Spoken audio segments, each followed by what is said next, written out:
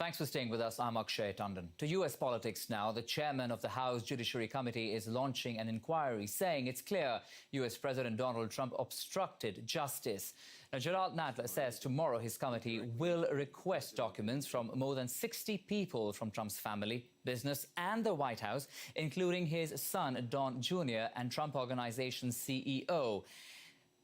The committee says it's probing allegations of obstruction of justice, corruption and abuse of power. Nadler appeared on ABC this week. Do you think the president obstructed justice? Yes, I do. It's very clear that the president obstructed justice. It's very clear. 1,100 times he referred to the Mueller investigation as a witch hunt. He tried to protect Flynn from being investigated by the FBI. He fired Comey in order to stop the Russian thing, as he told NBC News. He's dangled he's threatened, he's intimidated witnesses in public. All right, time now for our Power Corp panel of reporters covering the White House. Joining me this evening, I have with me Julia Manchester from Washington, and we have Chris Riota, a political reporter from The Independent in New York. Good evening to both of you, and thank you for coming in on CTV this evening. Thank you.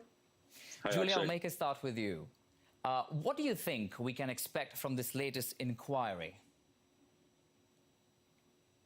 Well, I think from the latest inquiry, we can see that the House Judiciary Committee and I think several House committees are really zeroing in on the Trump administration. I mean, going back to the testimony from Michael Cohen, we saw that these inquiries were essentially laid out by Cohen in his questioning. You know, we saw him bring up a ton of names from the Trump organization, most notably Alan Weisselberg, the CEO of the CFO of the organization. So we're going to see him targeted, as well as the president's children. You know, we've heard Donald Trump Jr. and Ivanka Trump's names being floated as potential witnesses to testify, because there's been questions as to what they knew about the dealings to build a potential Trump Tower in Moscow. So we saw that Michael Cohen really laid this all out. And especially, I would say that Congresswoman Alexandria Ocasio-Cortez did a really good job questioning that and has laid out a lot of these investigations for the future.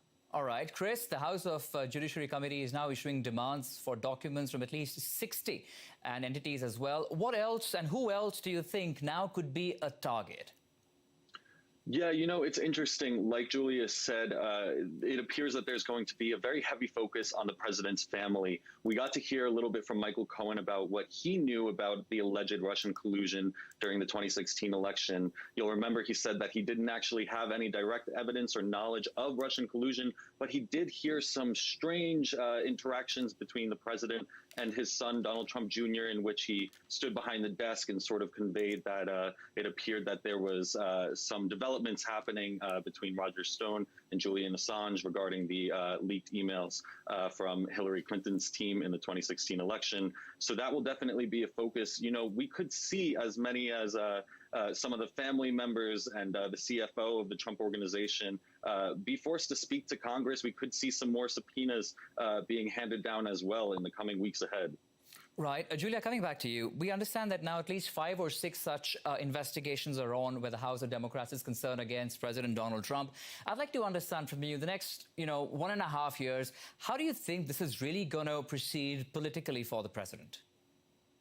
Well, I think the president will continue to really badmouth a lot of these investigations, as well as the Mueller investigation. I mean, just looking at CPAC yesterday, we saw the president was really guns out in terms of slamming these investigations. And I think his political base will ultimately agree with him. However, I do question whether these investigations will ultimately have really an impact on what the average American outside of Washington, D.C. or New York feels about Trump and the U.S. government. You know, we actually did a poll at the Hill with our partners at HarrisX, and we saw that there was actually no really movement into how Republicans or Democrats felt about Michael Cohen's testimony, for example. You know, if you're a Democrat, you're probably going to believe Cohen. If you're a Republican, you're not going to believe him. So I think a lot of Americans outside of these coastal bubbles see this as more of an inside Washington game, and they're probably going to want to focus more on issues such as the economy and job growth. Right. Chris, if I put that question across to you as well, and we bring in the aspect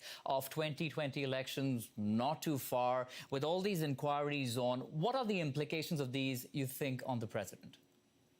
Yeah, we saw Gerald Nadler, who spearheads the House Judiciary Committee, come out today and say that it's very obvious to him that the president obstructed justice. But yet he's saying that we're not at the point of an impeachment yet, and he's not even calling the investigations that will precede, impeachment investigations. So it could be a matter of whether or not the public actually demands that these sort of proceedings move into an impeachment trial. In which case the president would certainly be facing some major setbacks coming into 2020. Although, like Julia said, there doesn't seem to be much of a shift within his support. He actually enjoys some unprecedented support for a Republican president from his Republican base, and that does not appear to have budged. So whether the Mueller report is going to, eventually shift any of the public sentiment towards the president, we'll just have to wait and see. You mentioned the I word, and that's something that's been doing the rounds for the last 6 months. And Julia, let me put this across to you. We understand it's a long way, really, a long road when it comes to impeachment. But what is the possibility really over here, looking at the pressure that's continuing to now mount and the kind of defensive mode the president now is in, Julia?